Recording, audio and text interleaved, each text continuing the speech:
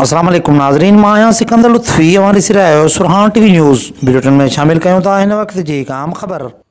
मक़सूदो रिंद में प्रोग्रेसिव आबादगार अॻवाननि जो अहम इजलास ज़िमीदार हाजी गुलाम सरवर रिंद जी रिहाइशगाह ते थियो, जंहिंमें डिवीज़न मीरपुर ख़ास ऐं नवाबशाह डिवीज़न जे अहम अॻवाननि शिरकत कई, जंहिंमें मीरपुर ख़ास मां डॉक्टर इकबाल नारेजो, सांगड़ मां अफजल संजराणी, सालक संजराणी ऐं ज़िमीदार न्याज़ बोदाणी, ज़रई माहिर महमूद खान वसाण, नवाबशाह मां ज़िमीदार अमान अल्लाह डारी, टंडवा दम मां बाबुल मंगसी, हाला मां राशिद भट्टी, शाहपुर चाकर मां शकीब साहब ऐं ॿियनि आबादगार अॻवाननि शिरकत कई।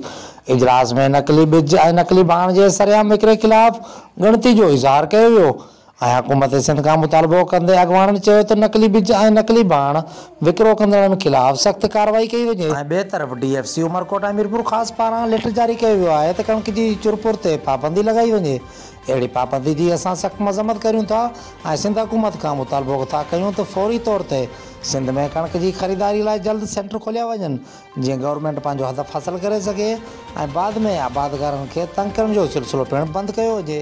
ऐं आख़िर में आयल महिमाननि खे हाजी रईस गुलाम सरवर रिंद तरफ़ां सिंध जी सक़ाफ़त अजरकनि जा तोहफ़ा पिणु पेश कया विया।